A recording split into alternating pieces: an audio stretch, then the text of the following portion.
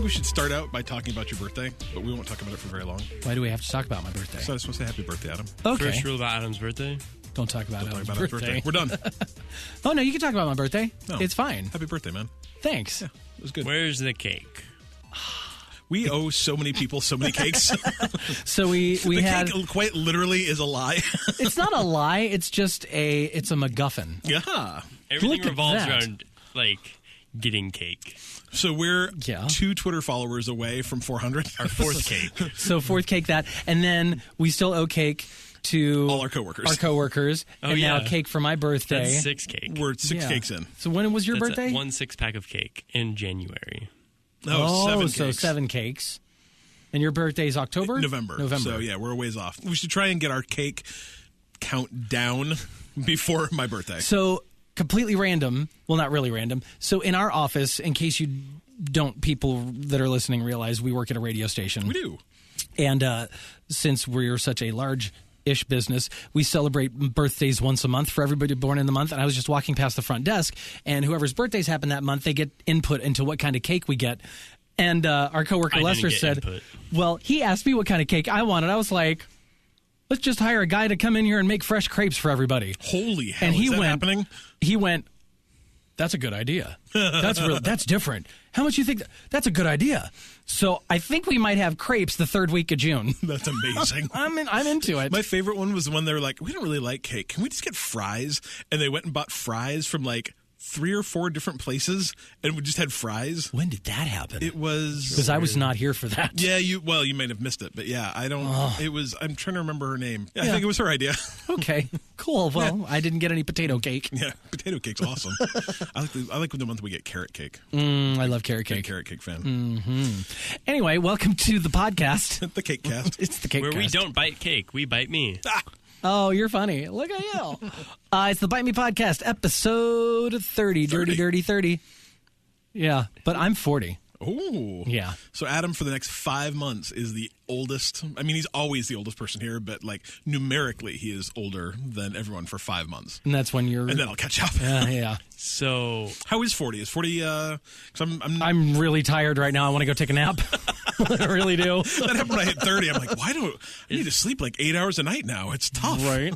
so today is our Dirty 30, but today is also the 10th anniversary of Adam's Dirty 30. 30. There you go. My filthy 40. Oh, That sounds gross. it's real gross. Yeah, so I'm Adam West. I'm Cliff Johnson. And I'm Dylan, also known as Adam East. Oh, wow. I'm really going to AKA. push this, It's not going to happen. but I'm to your east. I know. Stop trying to make East happen, Dylan. Stop trying. It's not going to gonna happen. So I heard this thing was going on this week. I think it's called E3 Yeah, or there's something. 3 E's. Yeah, we're going to talk about that. Are we? Not today. No, we're not. Oh, look at that. We're not talking about any of that. We'll talk about that later. Yes, we've We're got. talking about other crap. We're going to tease. That was terrible, Adam. We're going to do an E3 special podcast. Yay. It's going to be long and involved, and we're going to talk E3 things because, quite frankly, like we could have talked about it now, but There's still stuff coming. there's still stuff coming, and it's really too much for one podcast. Yeah. So You kind of have to let it marinate. yeah, right? yeah, yeah.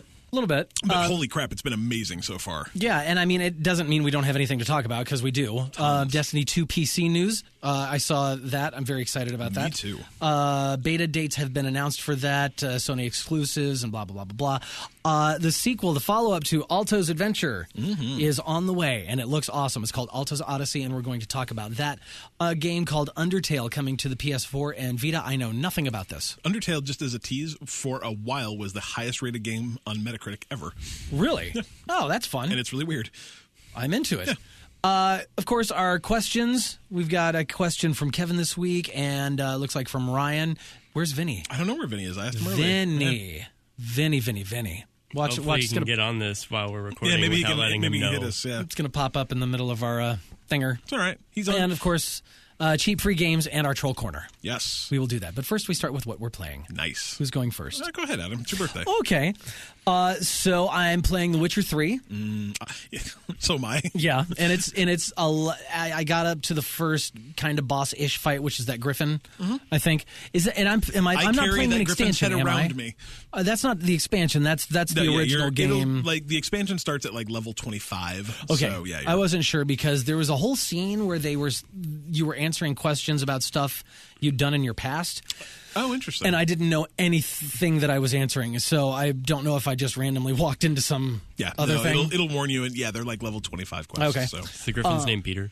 No. I carry that Griffin's head around in my bag because it like gives me a buff. It's great. Does it really? I think so. Oh, yeah. it's hanging out on the side horse, of it's hanging on the side of my horse. Yeah, Which your horse is named is Roach? Peter? Yes. Why? I don't know. That's the weirdest thing. It is. Bad name. But it's a really cool game. I'm not into the whole crafting and alchemy stuff, so I'm just going to hopefully find places to buy all that crap pre-made because I don't have time. You might get into it too. Who knows? Yeah, I've never. That's been the one system that I've never been into in any game. The funny thing is I get into it in some games, like crafting in Zelda. I'm like, that's the only one that and the only reason I do it there is because that's really the only way to get stuff. But like in Skyrim, I was like, I did all the crafting.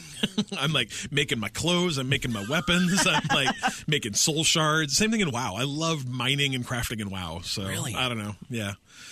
But I haven't gotten into it. Give me one weapon that doesn't break, and I'm good. You're good. So I'm doing that, and I really like it. I played a little bit more of the BioShock Remastered. And I have to do that in doses because it just scares the crap out of me. It's a scary game. Like you forget about how scary and like how like when you go to fight a Big Daddy, like it's not only scary but like you amp yourself up because those fights are hard.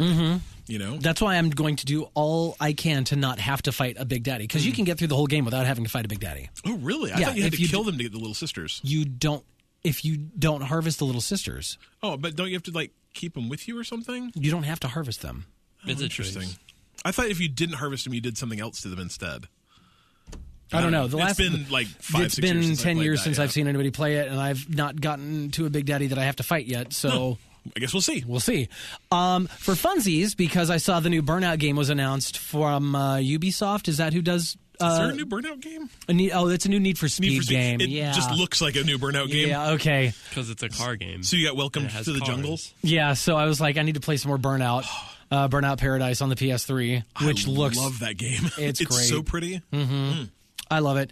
And I finally finished... Well, I didn't finally finish. It only took me 2 sit-downs. Oxenfree. Yeah, not long. No, and... I don't know if I feel as strongly about it as you do. I'm very sure you don't. Yeah, I liked it. It was a perfectly fine little story to play through. Yeah. And if you've got 3 hours and $5... Yeah, it's $20 normally, so pick it up while it's on sale if you want it. It's still on sale through... So. GOG, I think it's still through today, actually. Yeah. So the GOG sale goes through the 20th, I believe. Okay. So yeah, if you've got $5 and you want a cool little... narrative story that has some replay value because once you go through it once, there's a plus version of the game you can do. And I'm going to do it again. There were some weird bugs that I ran into that I ended up looking online to figure out because I'm like, why am I stuck on this or why is this marked off already? And it turns out there are bugs. It's so funny because I ran through it just 100% perfect. That's crazy. And we got the same ending. Yeah, we did get the same ending. It's a good game. And the New Game Plus, it's really smart. I don't know. I just loved the conversation in the game. I liked a lot of things about it. So, yeah, but the conversation system was really cool. The voice acting was amazing. The story was actually really cool, and it's definitely creepy. Yep. And the sound design, whoever did the sound design for it, knew what they were doing. I want to find out because, in the credits, he's just listed as whatever his. Hi, I'm Bill.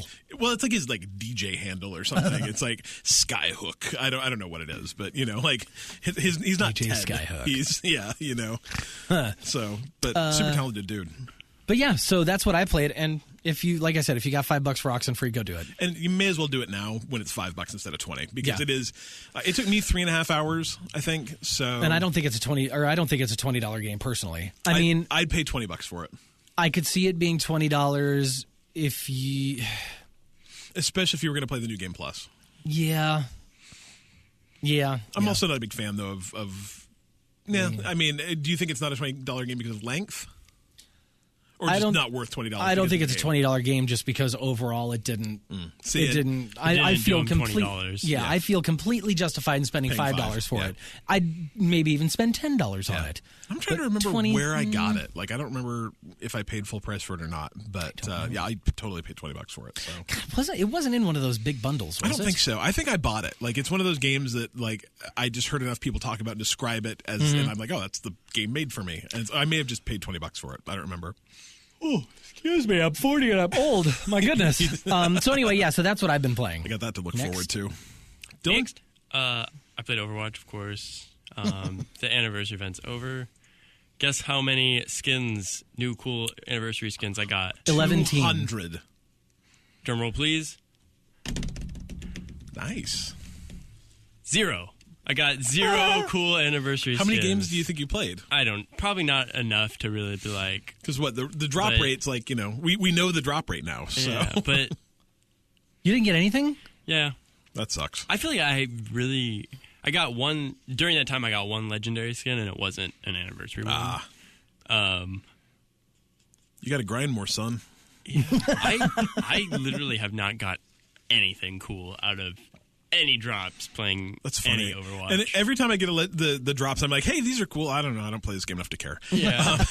Like, I finally got enough credits to buy a skin that I wanted. Nice. So I'm happy. I have my cool Torbjorn skin. I love Torbjorn. He's like this little, I don't know, troll man. He's like a little dwarf with a turret. Yeah, he has this real cool turret. Dope. He's real cool.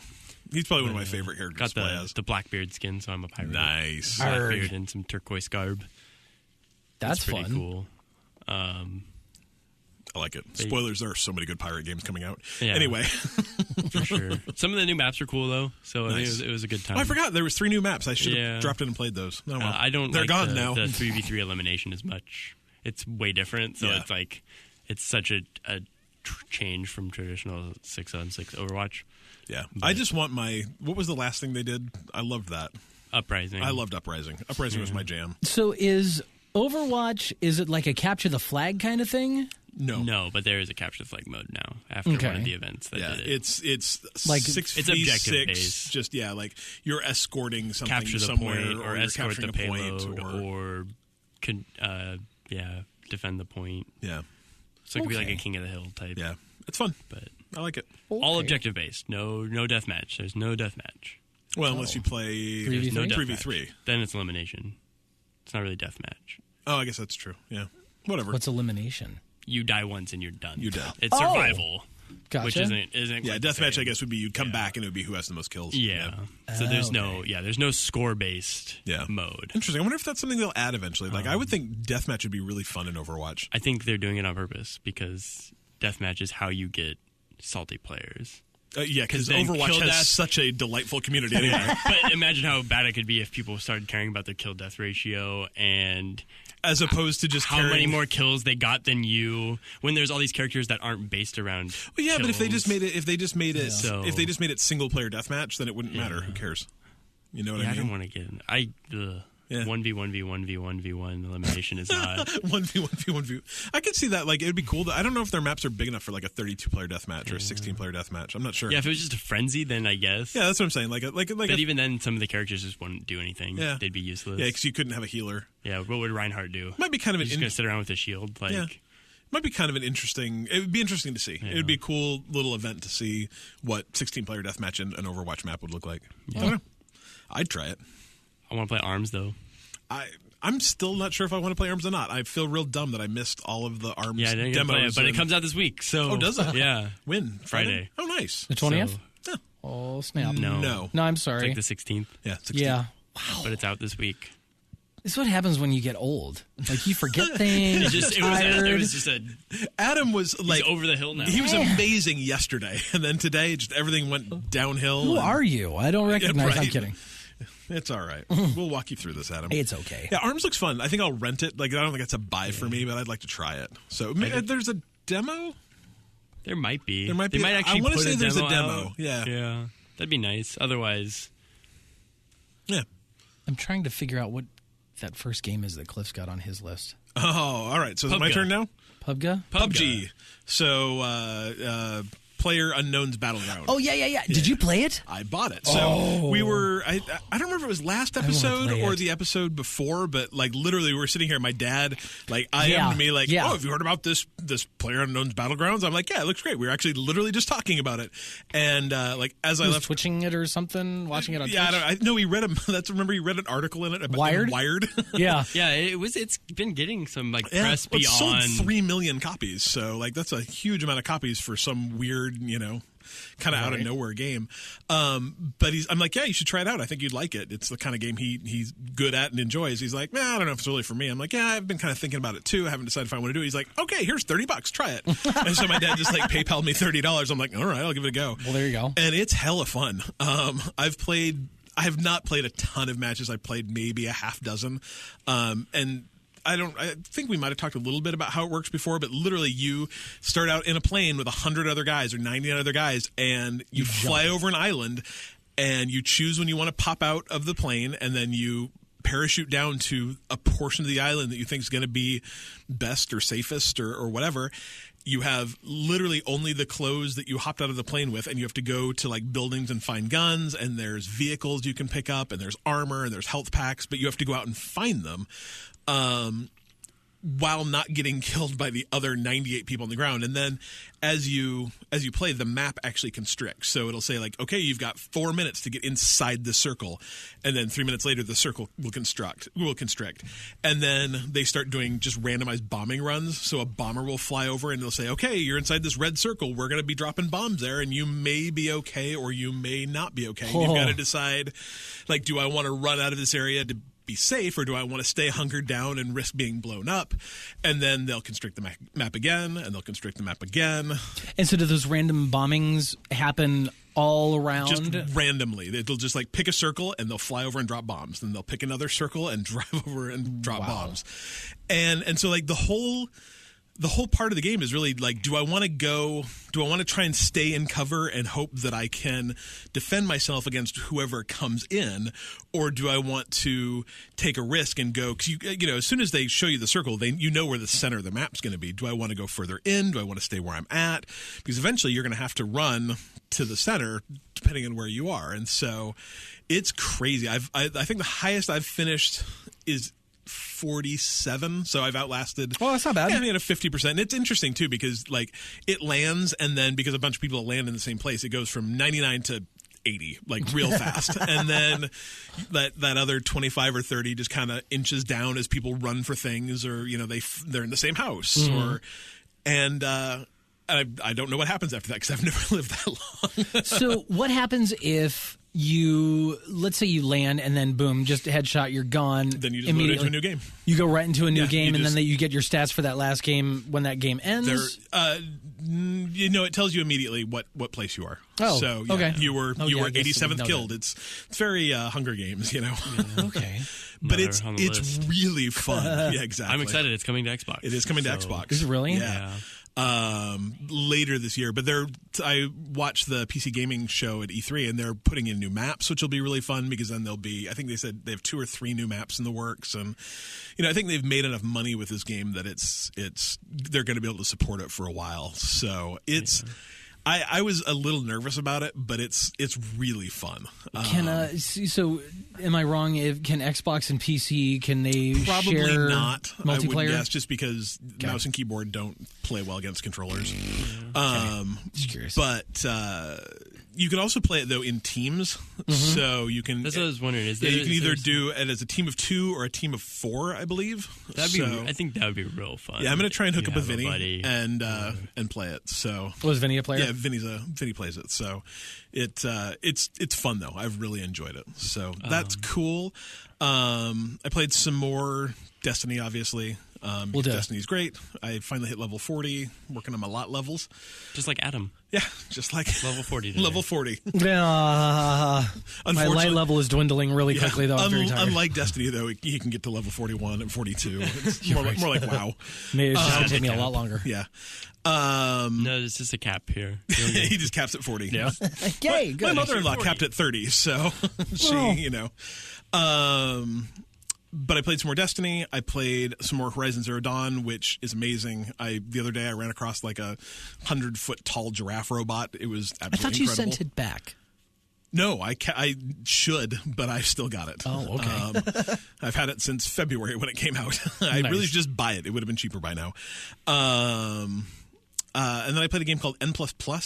I saw you post a video of that. Yeah, it wasn't me playing it, but yeah, like a little. It's weird. It's cool. It's really fun. Like the physics in it are insane, but like you're literally a stick figure. I mean, there's no graphics to this game. It almost looked like Super Meat Boy meets like very similar an Atari game. Yeah, the physics are great, and the entire goal is just go from the starting point to this door you have to open, and you have to beat.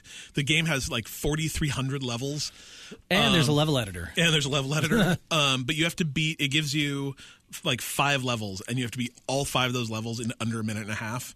So it's just like bam, bam, bam, bam, terrifying. bam, bam, bam, and some of them only take 2 or 3 seconds, and if you die, it resets that timer. So like if you're right at the very end of the last level and you die, you have to do them all over again. No, so you only have to do the level you're on. Oh, again. okay. So, but you have to beat all of them within a minute and a half. Gotcha. So I played through maybe 20, 25 levels, and it's for a little simple, silly game. It feels so good. Cool. Real fun. I got it free a while back. I enjoyed it. Then finally, I'm in the middle of playing Rime. Yay! Which we've talked about a couple of times, I think. It's this kind of gorgeous... We talked about the whole pricing controversy. Yeah, there was a pricing thing with the Switch, which they've kind of worked out. I think we even talked about it a little bit before that, where it was originally a PlayStation game. It was going to be a PlayStation exclusive, and then PlayStation decided they didn't want it for whatever reason.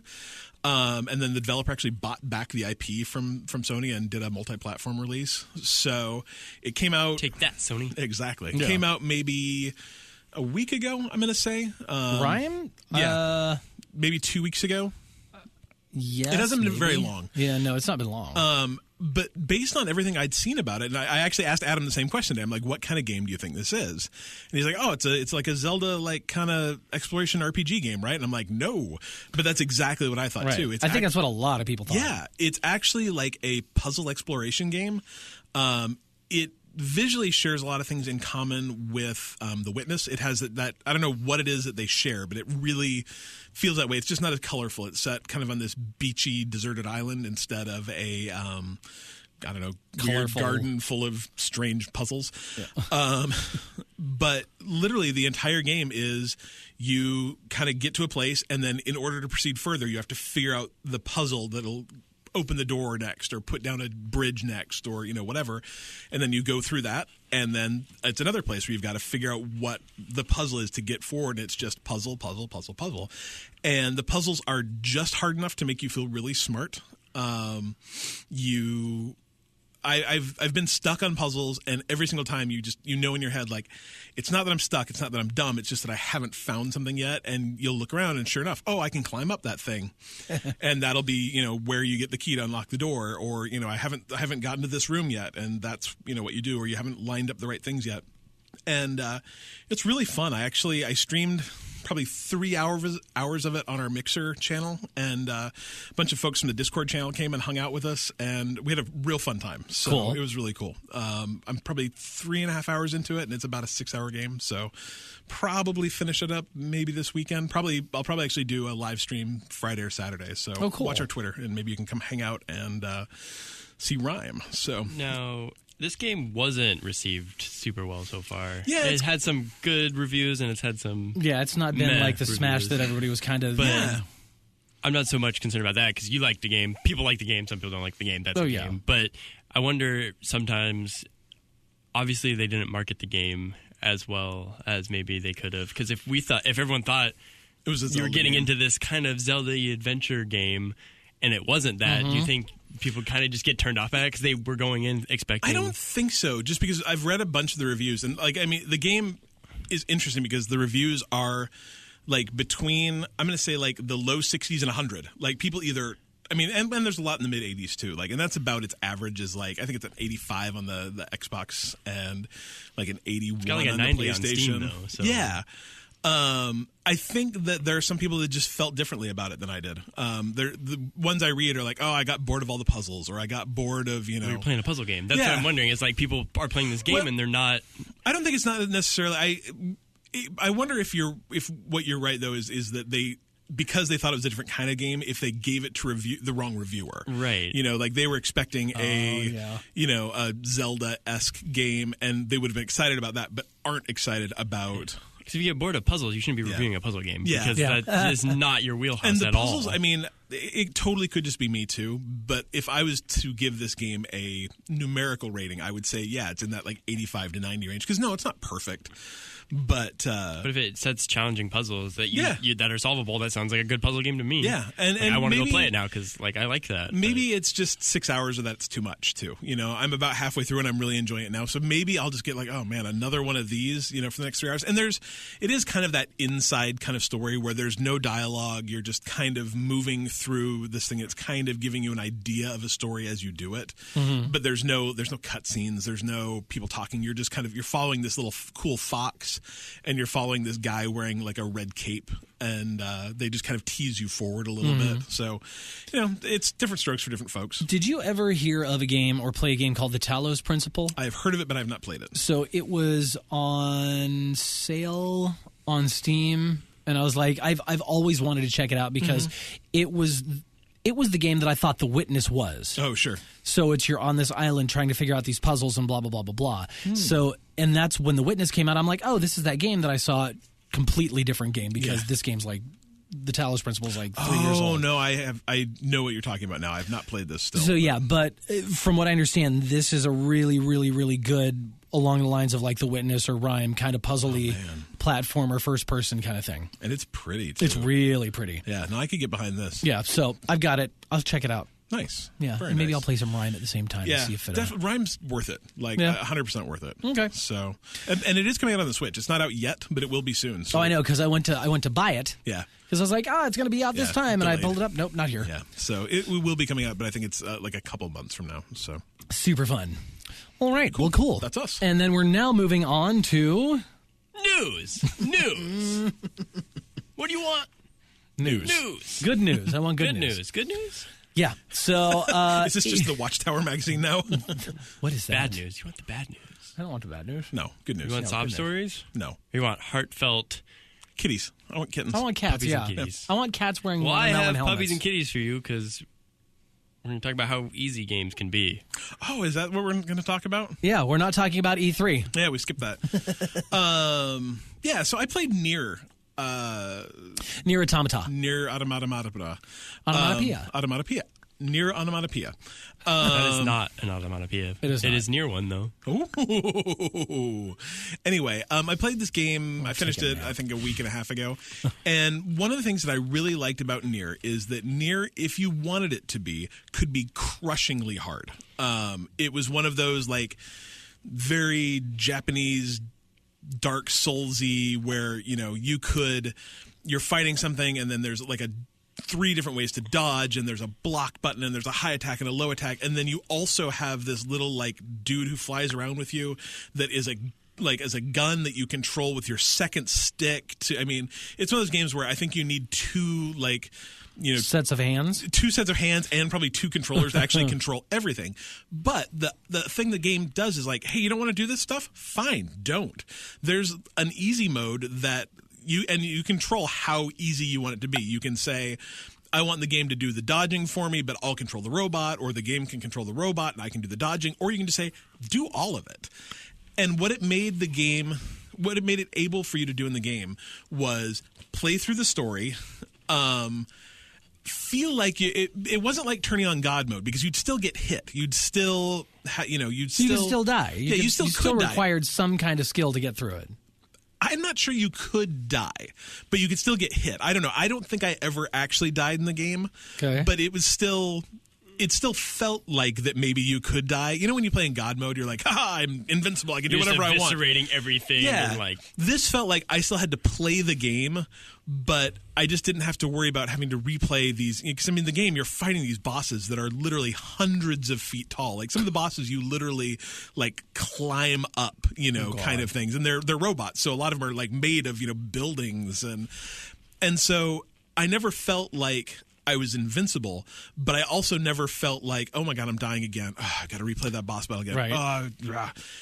And so what it let me do is play through the game and enjoy the story and feel like I was actually impacting the game and the story, but without dying all the time. And I finished it. I'm like, that's perfect. That is exactly the game I want to play always. Right. But even if I don't want to play a game like that always, I want the option to turn on that mode. Like I finished playing that, and then I started playing The Last of Us. And The Last of Us is so good, and I love the story and like these little details that you just like pick out. You're like, oh, that's so perfect. But it's so hard. Mm-hmm. Like I'm so bad at it. And I try and be stealthy, and then all of a sudden some horrible zombie creature sees me, and all of a sudden there's 50 zombies running at me, and I'm stabbing clickers in the neck, and they're biting my face off, and I'm like, God, why couldn't there just be an easy mode to this game? Right. Where I would not, I still want to feel that adrenaline rush. I still want to feel that like, hey, I'm really having to fight these things off. But maybe they just don't kill me. Maybe the game gives me a little, well, that's the thing about help, The thing about zombies is, I'm not sure if you know this, when they bite you, you die. That's just how they go. But I mean, the thing is why couldn't, on the easy mode, give me another extra chance to kill the clicker, or an extra 2 chances to kill the clicker? Some of those things are just brutal. Mm-hmm. For those of you that have played, you've played it. Mm-hmm. The scene where you're hanging upside down, like trying to shoot, Yeah. Oh, I love that scene. It took me like 6 tries to get through that because I just didn't understand what I was supposed to do. You were upside down, you were supposed to shoot them. Yeah, but if you're playing on an easy mode, you don't actually have to shoot the first 6 of them. Yeah, right? You can actually just let them attack you and like fight them off and then shoot them, like one-shot them as they fly away. But the clicker, the last clicker that came in, killed me like 5 times because I couldn't get the second shot off. You have to head shoot him. Mm-hmm. Shoot him in the head twice while you're hanging upside down, dangling. And it's just not easy. Like, easy mode on that game could have made the auto aim stickier. It could have made it so I only have to shoot him once. It could have made it, like there's just ways that it could make it easier to get through these games for people that, I play a lot of games. You'd think I'd be good at them, but I'm really, really not. But I want to see the story of The Last of Us. I really do. Mm-hmm. But like I look at it, I'm like, oh man, I've got like 60% of that game left. That means you're almost halfway through. I guess. It's fun. It's good. It's good. Totally worth it. And it is. And it's amazing. I was telling you about this. I was playing it the other day, and Ellie's hanging out with me, and all of a sudden she starts whistling like really, really poorly. And my character comes out, she's like, "What are you doing?" She's like, "Oh, I'm trying to learn how to whistle." And I dead serious. I've had that conversation with my kid, and I was just as annoyed when my kid was trying to whistle. He was doing it on a road trip when we were driving back to Utah from California. So, it's similar, like zombie apocalypse. Tell your kid to learn on his own time, right? Yeah, but then literally 5 minutes later in the game, like Ellie just starts like singing something, and I'm like, oh my god, this is my kid. Yeah, and it just does such a good job of telling that story and making you feel like you know what you're doing. But damn, it's hard. It is hard. Whew. Anyway, I want an easy mode on all games. And you're playing Last of Us on? I am easy. playing it on easy mode. I want an easier mode. I haven't been that bad at a game to like. I don't think I haven't really experienced that, other than playing a game like Ninja Gaiden. Oof. Yeah. And in that case, it's like, yeah, I would love to play this game more, but they just turned me off so bad that I never really had the experience to be like, switch it to easy. Yeah. But that's also, you don't play Ninja Gaiden because you want it easy. Yeah, you're not playing it. But I mean, I don't think people play Nier because they want it easy, and yet it gave you that option. Yeah, and that's a weird game to do that because I don't think it had... Ninja Gaiden doesn't have the most compelling story like The Last of Us. So that's not a game we're going to say, I wish this had a game. You're just like, nope, this isn't for me. Like Bloodborne or something, like where I experienced this game's too hard, and it's like it had zero pull for me to want to get better. I didn't care if it was easier. It sucked to me. Like, that game is bad, and I want nothing to do with it. And I understand that, I mean, there are games that is their entire game, the Bloodborns and the Dark Souls, are built around them being difficult. And they probably, I don't know if the story is compelling enough that you'd care, but in these kind of new story-based, there are so many games with just amazing narration and amazing stories. I would just want to see the story, and sometimes I'm just not good enough to not get frustrated and want to keep going. I mean, I've been playing The Last of Us now. I mean, I got my PlayStation. My kid got it for Christmas. So, we're 6 months in, and I'm, 30% the way done with The Last of Us, even though I recognize it's an amazing game, and that's because it frustrates me. And I definitely don't want to be the difficulty to disrupt the flow of a story. Right. So if a game is, if you're dying in the same firefight like too many times for whatever reason, like that's going to take away because you're just not moving next to the next plot point quick enough. Yeah. And then like, okay, what was happening? What's going on? Like, I'm just doing this firefight over. Like, I can't die in a story. If I die, then the story's over. Like, it doesn't even make sense. Yeah. Kingdom Hearts 2 did a really good job of fixing that problem. When you were fighting the bosses, if you died, I want to say twice in a row, you'd get into the third one and Mickey Mouse would pop up. You're like, hey, do you need some help? And you could then choose to A, yes, I need help, or no, B, I think I got this. And if you hit A, he wouldn't beat the boss for you. He'd just be that, like, extra helping hand that you might need to get past that boss. And if you said no, then you die again and you come back like, hey, you need help. I want to say that's almost like Super Mario U on the Wii U, where it's like if you were having trouble getting through, or New Super Mario Brothers 2 or something, if you were having trouble getting through a level, Luigi would pop him and say, hey, do you need some help? And he would, wah, wah, wah. And he would get in there and he would like go through the level. He would walk. It was very annoying and slow, but he would get through the level and you would hit all the pertinent things. That you needed. It just doesn't seem like it would be that hard to, if you die more than twice, to take, all bad guys' hit points down by 25% for 3 minutes. Yeah. True. Or, there's just so many options I think that developers do to make this easy. It doesn't have to be as easy as Nier, but just like give me that like helping hand when I want to see the amazing story you've created, but just, don't have the time or the want to, get good. So you don't want to get good. It'd be nice, too, if it could mask it at the beginning so you could turn on a feature similar to, like, some games have violence, like violence boosters or takeaways, kind of. But to say, hey, I kind of just want to enjoy this game, so it masks it so you're not, like, you don't have Mickey Mouse popping up and saying, hey, you're bad, you need help. But rather it just kind of does it, and you don't even notice that was part of the game. Well, and so many games actually have that setting now of literally, I'm here for the story. I'd rather prefer the story, but some of them are just still too hard. Like I think part of it is literally, I hate to say it, but I'm just old. My reflexes are not as good. I got through Last of Us just fine. Maybe you're not old yet. Maybe, when did you beat it, though? 4 months ago? Yeah, see, look at how much younger you were. I know, right? It's just the last 24 hours I've really gone downhill. He's roughly my age. Yeah, you're over 40 now. It's like, life is different now. But I mean, it's terrible. It's, I think part of it is really just that, though, that, a lot of modern games are different than the games that I've spent the last 20 years playing. And your reflexes are slower. But I mean, at the same time, like the average gamer is like 37. So... So get with it, Cliff. I guess. I don't know. I mean, the reality is like, just get good. But I don't know. I play a lot of games. I don't need to get good at one of them. True. So I would recommend it, though. It's a really good game. Oh, I'm gonna beat it. I'm going to beat it. I just wish it was a little bit easier. Well, good. Anyway. Well, while you get good at that, I'm going to finish drawing on my hand here. Adam spent a lot of time drawing on his shoe and his hand in the last 5 minutes. You guys are missing this. It's great. Yeah. Moving on to other news. Because I'm sure we'd love to all hear Cliff talk about how bad he is at games. Jeez, right? So Destiny 2 is coming out, and there's a lot of stuff to kind of cover about that. Specifically, to start off with Destiny 2 PC news, we all thought nobody was going to see Destiny 2 on the PC until sometime next year. Well, that is a lie. Yay! It's going to be the cake. I know, but this will actually be here, unlike the cake. Yeah, maybe. Destiny 2 is coming out on PC October 24th, so it will be here this year, and Xbox and PS4 ones got kicked up a day or two. 2 days, yeah. 2 days? Woo! You don't see that very often, the game coming out sooner. I mean, it's 2 days sooner. Well, I'll take it. Okay. I just got this interesting email, though, that says on October 24th, Cake will also be released.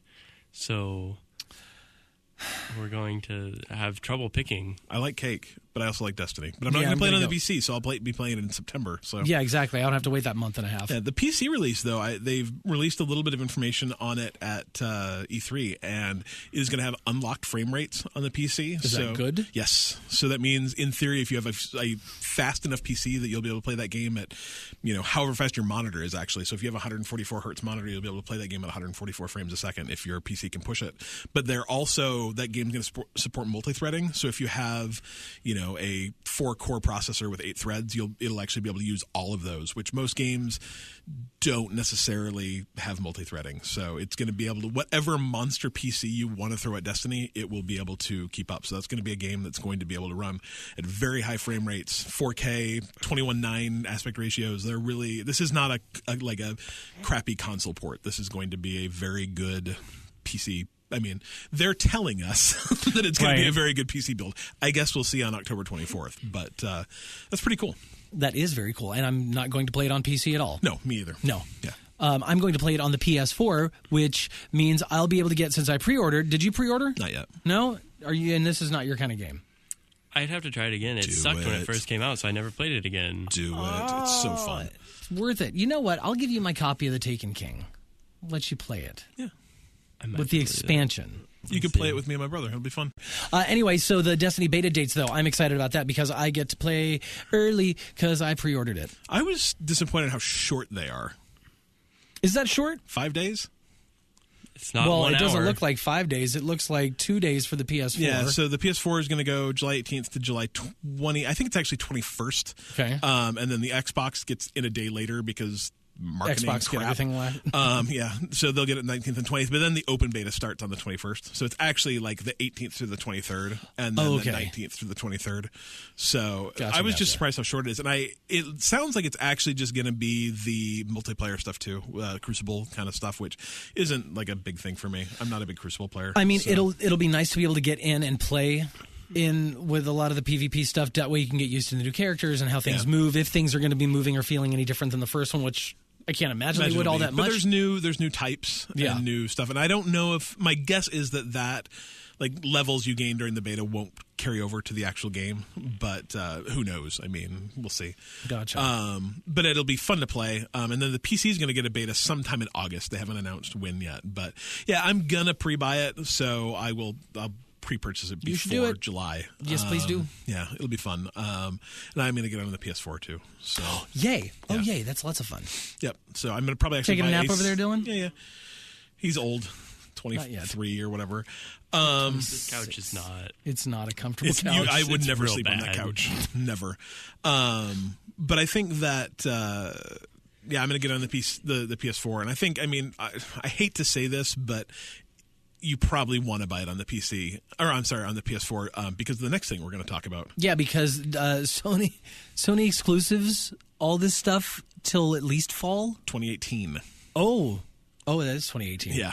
So are these different maps or different? What are these there's things? An exclusive strike that is the Lake of Shadows strike, which will be exclusive. There's the City Apex is an exclusive ship. The Borealis. Oh, I'm sorry. I said City Apex, but it's actually probably a city named Apex. Okay. Is an exclusive ship. Oh, I don't know. It's a ship named City Apex. I'm not sure what it is. Doesn't matter. That's fine.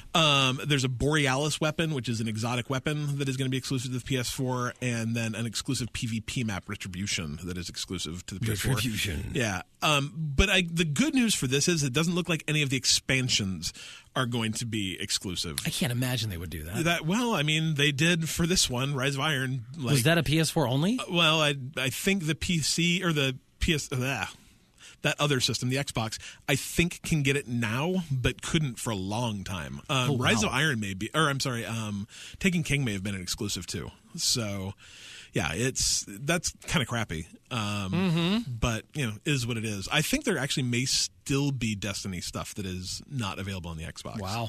So it looks like it's just stuff that's exclusive, which is better than expansions that are exclusive. Yeah. But is what it is, I guess. Well, cool. Lots of Destiny stuff. Yeah. And I'm looking forward to it. Oh man, have you seen the E3 videos of it? No, I've not seen the E3 videos. I just saw the stuff from their It looks their so reveal. good. It was they did it at the PS4. Well, and I know we're going to talk about this during the E3 episode, but that game Anthem. Oh my god! Right? That's going to be an Xbox game for me.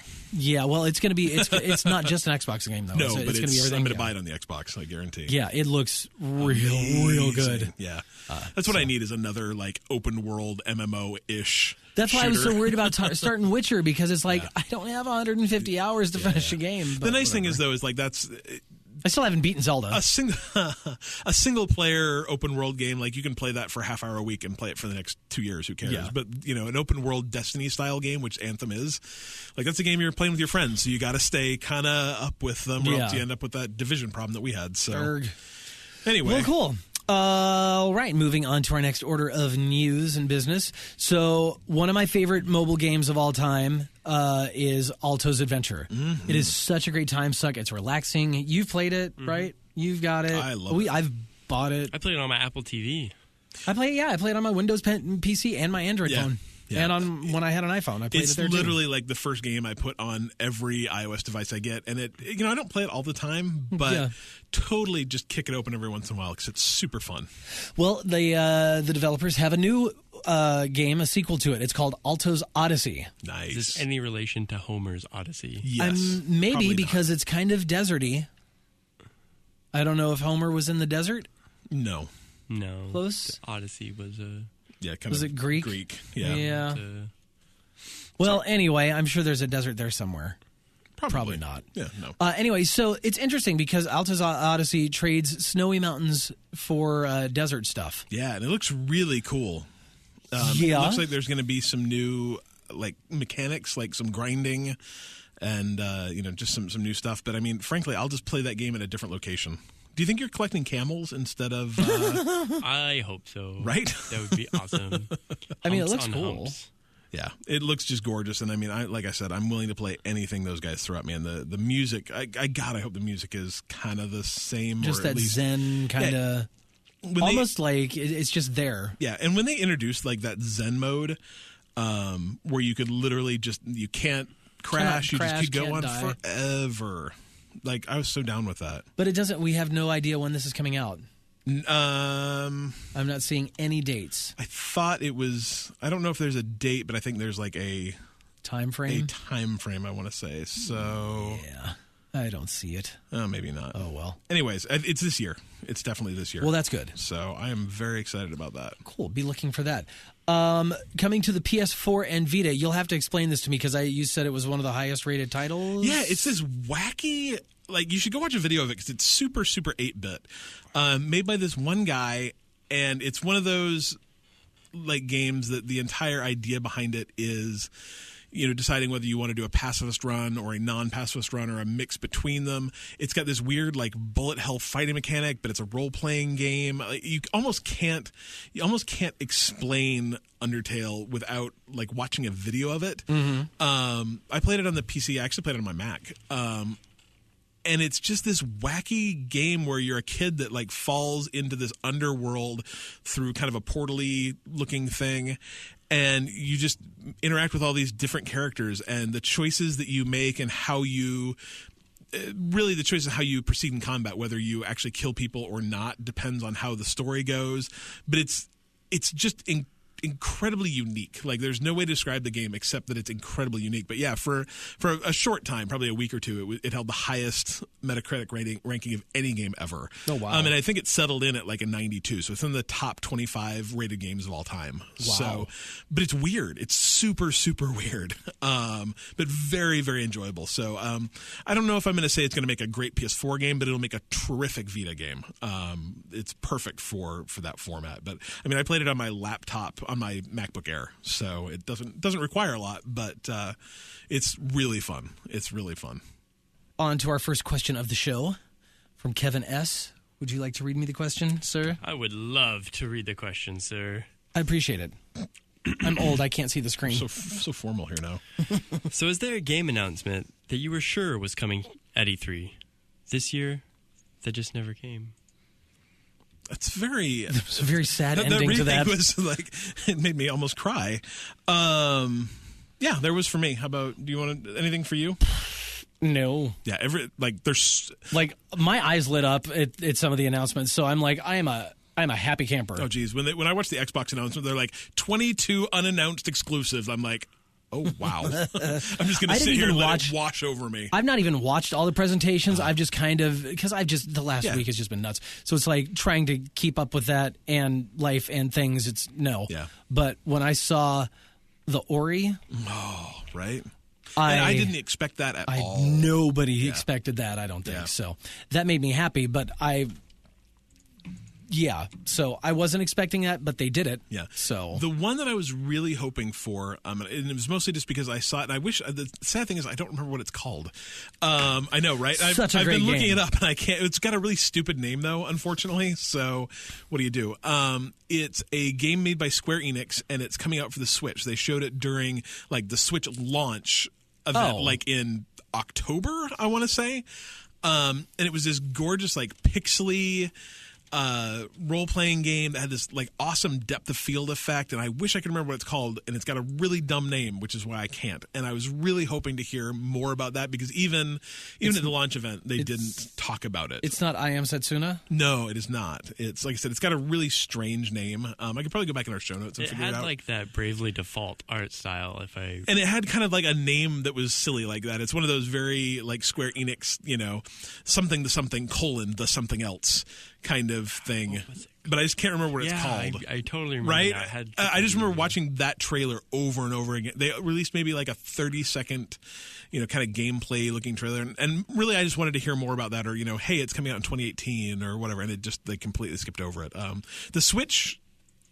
The E3 Switch presentation overall was just kind of a wham bam, 30 minutes long. I mean, the Xbox one was an hour and a half, and Switch was 30 minutes. It was like it ended. I'm like, oh, it's done. So I didn't get to see that, and you didn't get to see a lot of things. Yeah, so. But they showed off a lot of good stuff. They did. They really did. So that was it for me. And you're sure it was a Square Enix game? Yeah. I'll do some searching while you guys There's think. Voez? No, it wasn't that. No. Interesting. I didn't have there wasn't anything that I was expecting, because I'm just so excited about everything that is coming. Yeah, I was just excited about everything they were. I can't say I was sure of anything coming, but I would have liked to see a couple more Switch games that might have been Super Mario Maker coming to the Switch. Oh, I agree.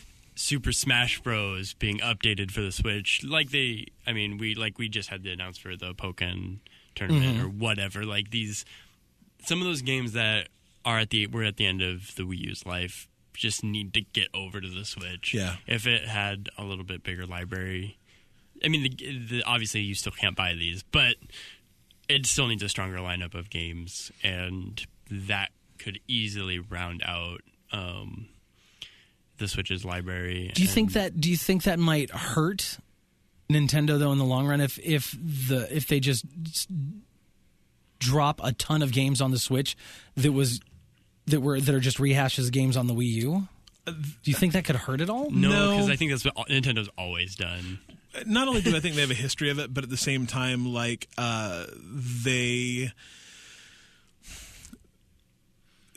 million people bought a Wii U, and so like already they've sold through like the sell-through numbers for the Wii are like. They've already reached 20% of that. They've sold almost 3 million.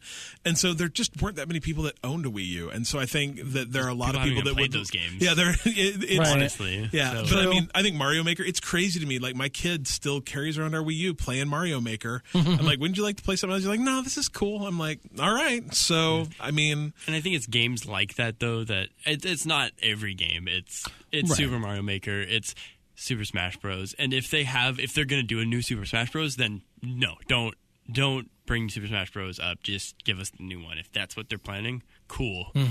But if not, it'd be nice to see that, or a couple more Nintendo IPs would have been nice too. Yeah. A Pikmin or I don't know, something. anything. Yeah, but no, I don't disagree. But they've been doing a lot of these directs, so I'm not going to just hold it to them at E3. I'm sure we'll see. We'll see something. A couple more things. So. Yeah. No, did they have a Last of Us? Any kind of nothing showing? in The Last of Us either. That's another one that I was kind of disappointed in. Then I'll say that's the one that I was really expecting to hear a lot more, like a final kind of release or something. I was surprised there was not a Death Stranding one either. I really fully expected them to be pimping that at least once a year until 2019. And is that the Silent Hill guys? No. Or is that Kojima. Okay, yeah. Yep. Cool. And he announced beforehand that there wasn't going to be. And I not only did people think like, oh, sure, there's not going to be, but there just wasn't, Right. and everyone was surprised. Although they did do that with Beyond Good and Evil 2. They totally did one of those, so it looks real good. Yeah. Lots of stuff. Mm-hmm. Next question, sir.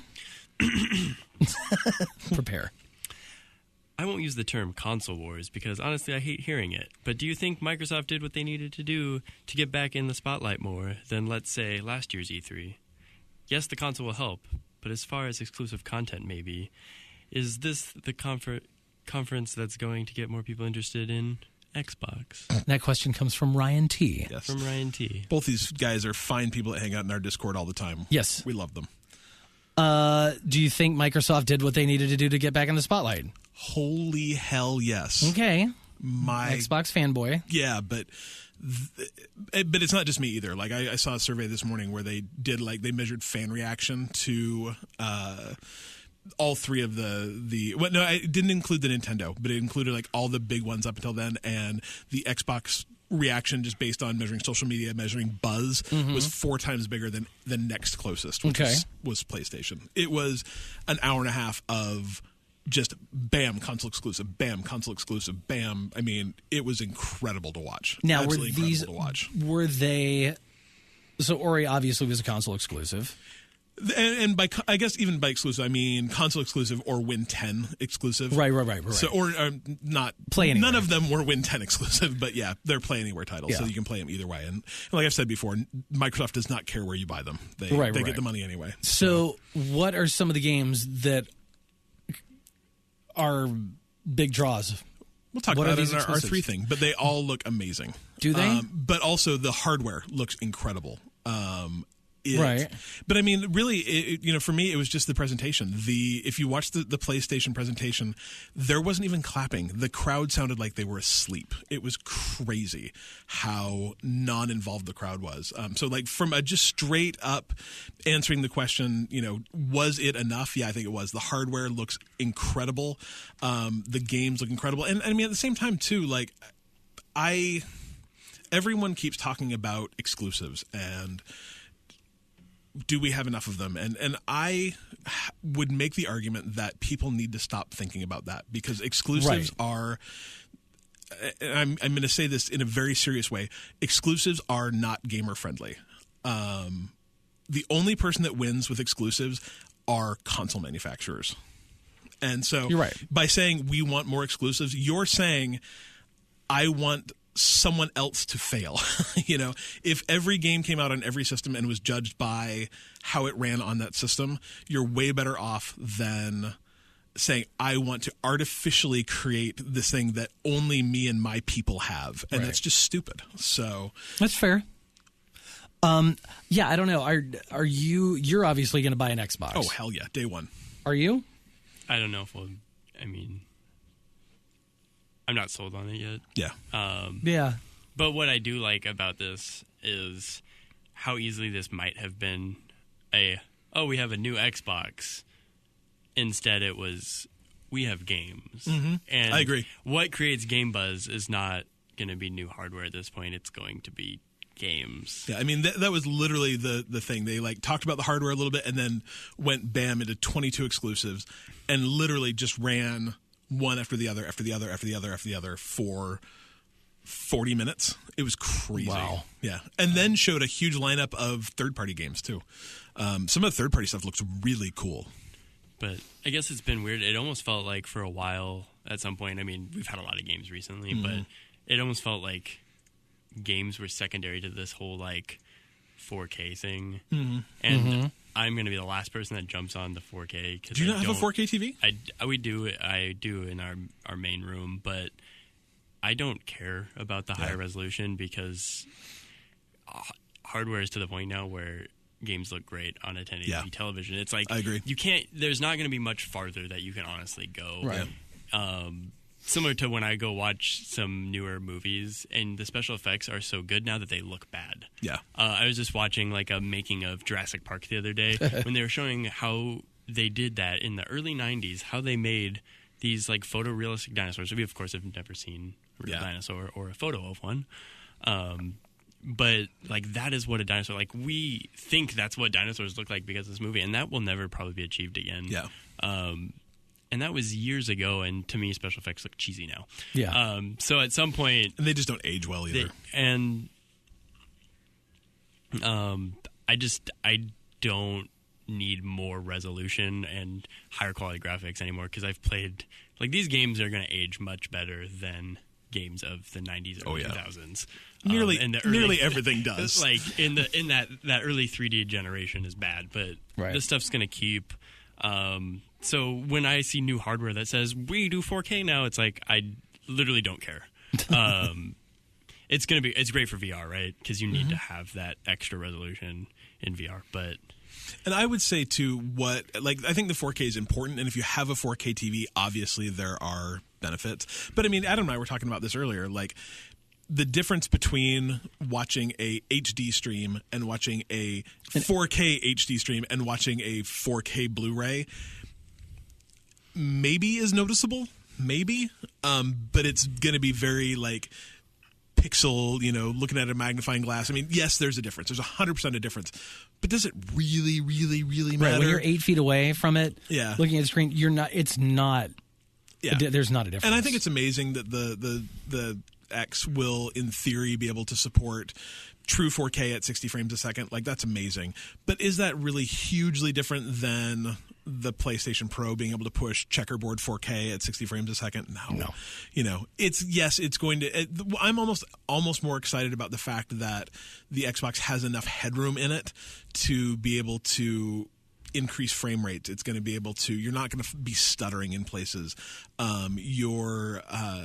It's going to take old games and make old games look better because it can do all these new filtering techniques, and I mean, quite frankly, I'm super excited about original Xbox games coming to backwards compatibility too. So original Xbox games? Oh wow! Yeah. So I mean, like those are going to look amazing.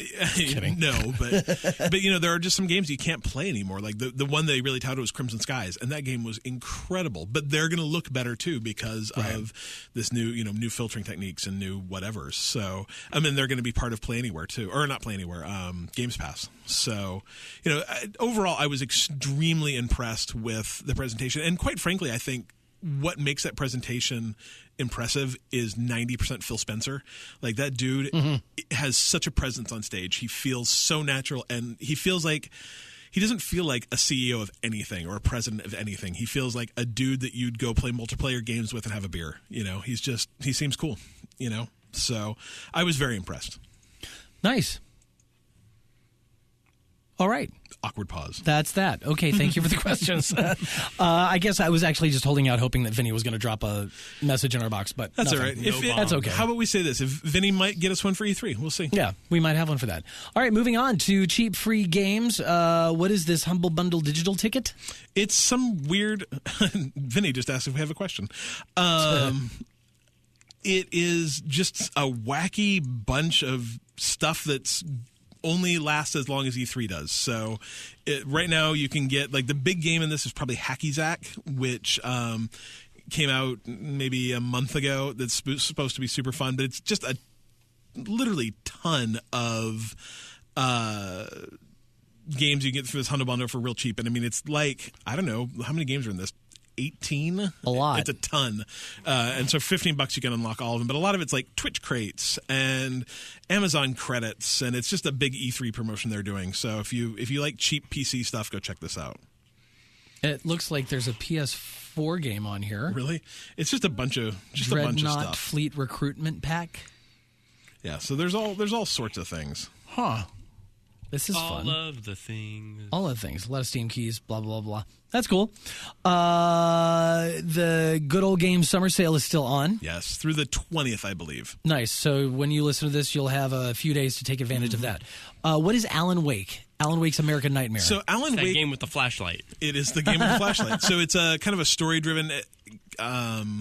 detective-y game. I actually have not played it, but I did buy it the other day because it's like a mystery. Yeah, the original Alan Wake, for music licensing reasons, actually, is no longer available for sale digitally anywhere. They had to pull it off of Steam because they had songs in it that they could only license for a certain amount of time. Oh no, which really sucks. Is the craziest thing. Yeah, ever. yeah, but they wanted to use actual music, and so there's licensing terms that goes along with that. So they pulled Alan Wake off the store, but this is I don't know if it's a sequel or an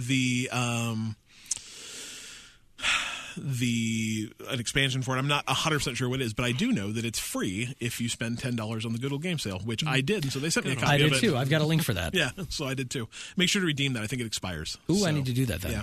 Did we ever talk about that music licensing thing on the podcast? I don't think so. I'm just kind of curious. Are they going to be able to just like switch out the music and Nope. say... They said that the music is super intrinsic to the storyline, and there's other like technological reasons that they can't. I mean, this game's also like 5 or 6 years old, so it could just be like a source code problem or a compiler problem. Or we don't care problem. Or we don't care problem, yeah.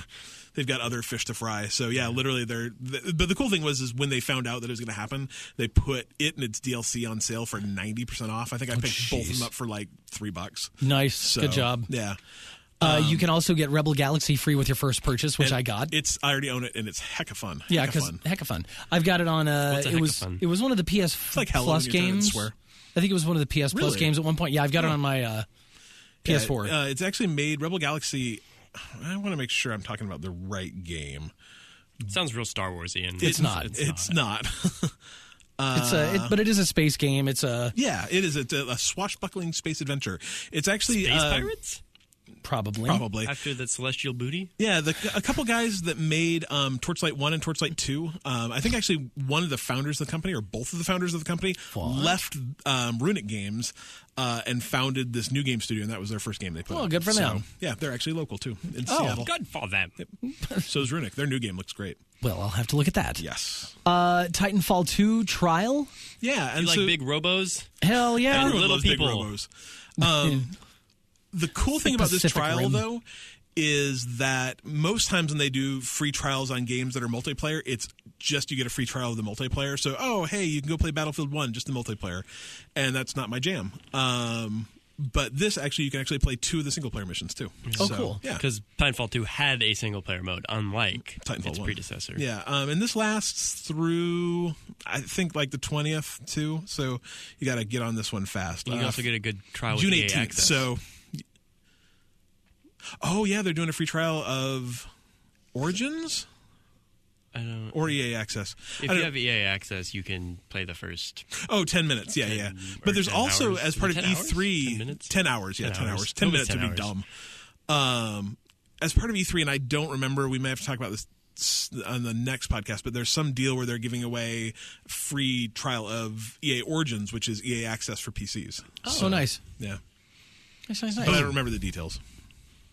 Well, cool. And then finally in the cheap free game section, Battleborn is now essentially free to play. Yeah, so Battleborn came out right about the time as Overwatch, and it looks almost identical. A little different art style, same kind of game. Yeah, exact same kind of game. And it just got completely overshadowed. Oh, got eaten alive. That sucks. So it was quickly on sale, physical copy wise at least. My brother bought it the other day for like $5, $6 at Target. Nice. So yeah, and unfortunately, it's free now. Well, it's a free. So I just clicked the PlayStation link. It's a free demo. It's still $29. So the demo is unlimited multiplayer with 30 characters rotating in and out. Right, and it's a 30-day demo. And so what they're it's indefinite. Like you can play this forever. Oh, real? Oh, yeah. And so what the big theory is that the head of the company that makes Battleborn, that I cannot remember who it is offhand. Is that a Gearbox game? Yes. Yeah. So the head of Gearbox very famously said Battleborn will never go free to play. And so now it's free to play. And so no, it's not free to play. not. It's just an unlimited trial that runs forever. That's different than free to play. I mean, but yes, it is 100% free to play. If you want all the characters, you can buy the $30 version. You'll get everything unlocked. But besides that, yeah, it's free to play. Gotcha. But that's kind of interesting because they say 30 characters will be unlocked at any one time. It's like, that's a lot of characters. It's a ton of characters. That means there's characters that aren't unlocked. Yeah. I don't know exactly how it works. So I thought it was 5 out of 30, but whatever. I've heard, though, that it's actually a really good game. And there is a single player too that is not part of the free. So if you have the $30 version, you actually can play the single player too. So, nice. But I've heard it's really good. It just got eaten alive by the Blizzard behemoth. Yeah. So I'm kind of glad because this is a game I was interested to play, but it's just, same. Yeah. Cool. I just wasn't going to. And if I like it, sure, I'll give them $30 Yep. to unlock the full game if it's worth it. So. Yep. I hear you.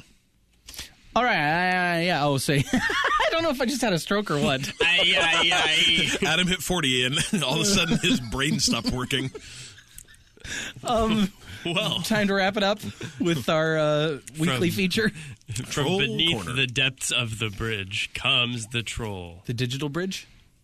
Yeah, sure. Okay. It's built from ones and It's zeros. different than the bridge that Anthony Kiedis was under. It's very different. because that bridge was downtown. Yeah, and full of heroin. So, yeah.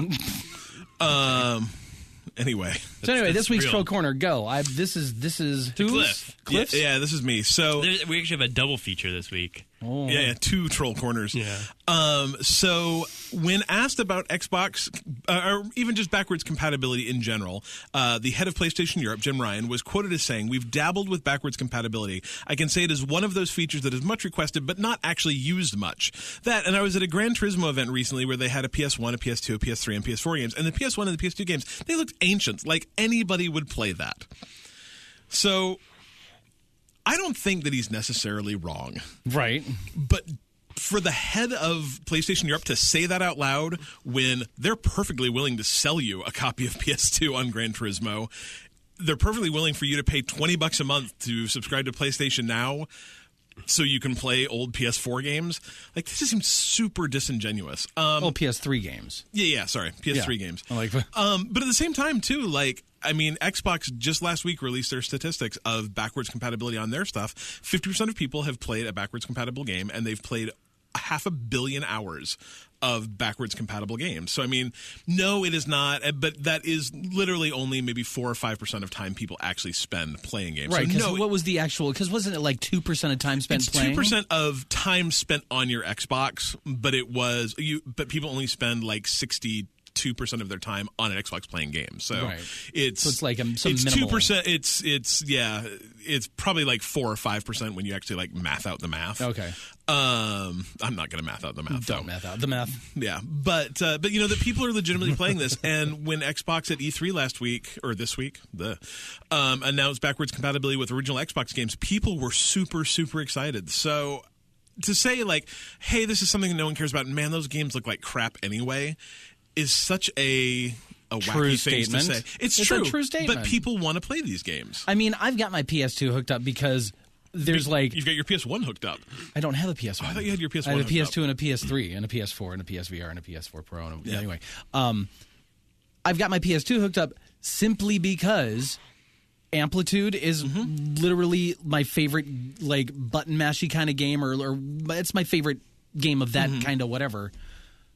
And it was only on the PS2, and there's no other copy of it, no way to get another copy of it. That's the only reason I got my PS2 hooked up. And I think the thing is I don't think this is something everybody wants. I don't think it's even something that everybody wants all the time. But to just like casually dismiss it, and I think also to casually dismiss it from the fact that like they probably aren't capable of doing it. Like, part of it is that it's just not a possibility probably on the PlayStation. I mean, it's really hard to emulate some of those old systems because their architecture was so strange. And so to throw it away is like, nobody wants that. When people, I mean, not everyone all the time, but 500 million hours of game time is a lot of game time. Yeah. I mostly agree with him, but I do feel the way he said that was definitely just wrong. Right. If he would have just said, you know, Sony wants to go in a direction where we focus on new games, and we just don't. We love these old games, but we just want to focus on the new. Like, if he said that, great. Yeah. Right. Like, that's a great way to say it. It's such a strange statement. And there are certain games, like, no one is going to play an old Gran Turismo game because there's no reason to play an old Gran Turismo racing game. Like, new racing games, you're always going to play the one that looks the best. Like, that is all that really matters in a racing game. But there's plenty of fun old platformers, plenty of just, I mean, Amplitude. Yeah. You know, and like I said, it's not something you want to do all the time. I can play SNES anytime I want. And I love the SNES, but it's not something I do all the time. But it's something I definitely crack open every once in a while and take a shot How many at. times So, have I played the NES Classic? I don't know, ever. 2? Yeah. Yeah. So I mean, it's the They're nostalgia fun. factor. Yeah. The idea that you can, but then they is sold, what's appealing. But they sold 130,000 of those, or 150,000 of those, or a million of them. I don't remember what the number was, but they sold a lot. a crap ton of them. So obviously, people are willing to pay for the concept of backwards compatibility. Yeah. So well, I'm more interested in playing those games than I am playing PlayStation 2 games. But there probably are people that really are into certain, like, I mean, for the Xbox announce, it was Crimson Skies. Like, Crimson Skies was an amazing game that just died. Nothing, never got any sequels, never got anything, and so there are legit people that want to play that game. Yeah, so there's definitely games out there. I don't think I've actually played any backwards compatibility on Xbox or anything. I like the idea of it, but there's so many games that it just doesn't happen. I don't want to say I played a ton, but I've played more than the average. More than the average, yeah. I mean, I as recently as this week, I played. Well, I think I said, I think it's more of the idea that you can have it if you want it. Like, I think a lot of people are saying, I want backwards compatibility, just based off of the fact that it's cool, and if you want it, it's there. Well, but not a lot of people have are going to these do it. huge game libraries that they legit want to be able to play. So and I think that's too is like I want to be able to pack up my Xbox 360, but at the same time, if I want to put one of those discs in my game, I want to be able to play it. So, and my thought is like, why not, instead of making it backwards compatibility for the last 2 decades, why not just always make the last generation backwards compatible with your current? Why can't you just kind of slowly move it I mean, the reality forward? is it's just hard. I mean, like, and that's the thing about backwards compatibility is it's difficult. That's fine. It's hard, but they are making way more money than God at this point. Oh, yeah. So they can find a way to not change the architecture 1,000%. Yep. And I think going forward, that's going to happen. I think that now we're to the point where everyone's using like an x86 processor in their thing. It's way easier. So it's essentially just a computer. One thing else that's cool about Sony, now correct me if I'm wrong, but Hot Shot Golf is your jam, right? Mm-hmm. Did you know that there's a new one coming out this year? I did not. Yes, but it's called Everybody's Golf. Oh, is that? I just saw that and I was like, I wonder if Adam likes this. Everybody's Golf. It was actually Everybody's Golf was what Hot Shots Golf was called in Japan and Europe. And they're just bringing that across the board, and it's called Everybody's Golf 7. It releases in August. I am very excited about this. Might be. I am very, very excited. I need to pre-order this. Yeah. Adam will beat us all real bad. Yeah. Yes. I thought you'd be. You just missed the beta, unfortunately. So what? But anyways, it's a PlayStation exclusive. So there's something nice that PlayStation did for us. For me. For you. No, I like golf. I hate real golf, but I want to play real golf. Video game golf, it's awesome. I live in the middle of I live between 2 golf courses that are fairly frequently used by people. Real golf's horrible, though. I've never done it. It's not fun at all. Let's go golf one time. Let's not. We'll be real bad. No, let's play. It's super fun. I hit a ball once when I was like 12. Instead, let's just go to Adam's house. We'll play Everybody Golfs. Yes. We can do that. And then, is there another? I have one more here. Please help me understand this. Okay. This is so we now know what the new Xbox is called. Yes, it's super creative Xbox name. One X, which kind of just made me giggle. And then Cliff was like, "Oh," and like, I'm okay with it. I really I don't mind the name, but Xbox One X, and it sounds great, like you said, like Xbox One S, Xbox One S. Like, it's just a good naming. It's simple. Yeah. The only downside with that is someone pointed out to me earlier. They're like, I hear that, and all of a sudden, I'm my mom when I was a kid at the store going like, which one did they want? Xbox One S, One X? They're a little close. Yeah. And I think Adam made that this same could point. be confusing, definitely. But I was just thinking about abbreviations. Yeah. Xbox One X, the XBOX. Yeah. It's clever. It's the Xbox. It's just I didn't even Xbox. see that. I didn't see that. And I don't know if it was on purpose. Yeah, whether it's on purpose or not, it's the Xbox. Yeah. So we've actually come full circle. And can we call it the new Xbox. so everyone when the Xbox, when it came out, the Xbox One, they called it the Xbone. Yeah. Is this the Xbone X? It's either the Xbone X. We'll accept Xbone X, Xbox. Xbox One X. I will say the Xbox One S now, being able to call it Xbones is pretty cool. And for the people that, if you're not catching up with us, just because I know I need explanation sometimes, Xbox One X, it's X for the X in Xbox, B for the B in box, O for one, and then X. So it spells Xbox. What is that, an anagram? I don't know. It's been a long time since I've I'm just taken going to go school. with abbreviation. Yeah. In this case. Anyway, I like it. Yeah. I kind of wish they named it the Scorpio. Like I really That's liked a cool that name. Like I don't know why. Why do they have to have these secret? Well, because there's Xbox S and then Xbox Scorpio. And I mean, that's the flip side to it too. Like, I actually kind of wish they'd named the Xbox One S something different, so it could have just been the Scorpio. We call it the Xbox One S. But I don't know. The naming system they chose for it, Yeah. I think the X and the S are way too close. Yeah. And I really do. And I was reading an article talking about how this is the smallest machine ever. So tiny. Like it's the smallest, home console with this, but it's got the biggest amount of power. Yeah. So it's like, are people, if they don't know what they're looking for, if they go in, are they going to be like, oh, there's the small one, I'll go with that? It probably won't matter because the big you're ones going to buy it in a have box though, and it's not like I've seen them next to each other, and they're not that much. It's smaller. not like, oh my god, it's so tiny. It's like maybe a half-inch. Really? Yeah. Are you pre-ordered yet? No, because you can't yet, but I will. Oh, okay. I will. The second it happens, Amazon's gonna send me an email, and I'm gonna buy one. Oh dear. That'll be my third Xbox for those keeping track. Gross. I'm probably gonna buy a second PlayStation too. Oh my god. Well, I want to play Destiny, and my kid wants to play Destiny, so we gotta have two. You get one of those limited edition gold ones for $250. Oh, they're so ugly. They're so ugly. Do it. Anyway. All right. Is that it? I think that is it. Was there any more? Nope. No. I think Trolls they are. Yeah. I like it. All right, Charles. Follow us on the social medias and on our website, bytemepodcast.com.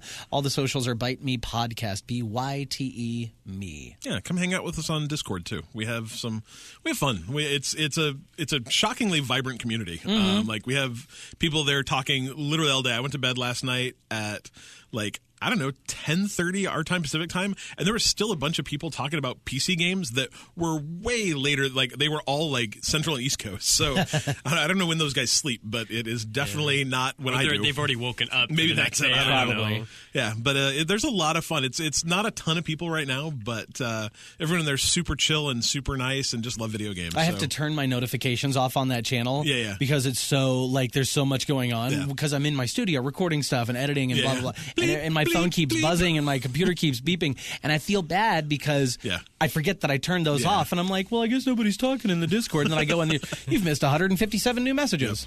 Yeah, it's fun stuff. So I'll go back. Catch us on more social, often. catch us on Discord. It's a good time. Yep. Okay. Bye.